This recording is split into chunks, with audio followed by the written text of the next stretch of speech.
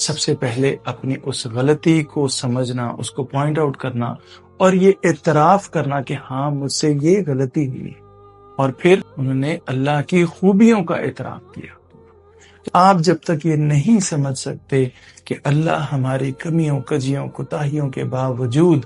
اللہ ہمیں معاف کرتا ہے، اللہ ہمیں اس کے باوجود ہم سے محبت کرتا ہے، اور وہ ہر لمحے ہماری حفاظت کرتا ہے، ہماری غلطیوں کی سزا بھی وہ ہمیں نہیں دیتا، یہ ساری اس کی خوبیاں ہیں۔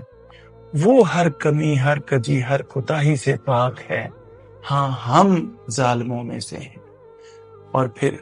آخری بات، اللہ تو ہی میرا الہ ہے، یعنی اس سب کے باوجود کہ میں نے تجھے ناراض کر دیا ہے، اس سب کے باوجود کہ میں نے اپنے آپ کو اور لوگوں کو نقصان پہنچایا ہے، اس سب کے باوجود کہ میں نے تجھے ناراض کیا ہے، میرا محبوب تو ہی ہے، میرا الہ تو ہی ہے، میرا خدا تو ہی ہے۔ میں تو ایک پٹا ہوا مہرا ہوں، اس وقت تیرے در پر بیٹھا ہوں، تیرے در کے سوا میں نے کہیں نہیں جانا، میں صرف اور صرف تجھ ہی سے آس اور امید لگائے بیٹھا ہوں۔ یہ ہیں وہ 3 کوڈ ورڈز جو اس اتنی بڑی آیت میں اللہ تعالیٰ نے ہمیں بتایا۔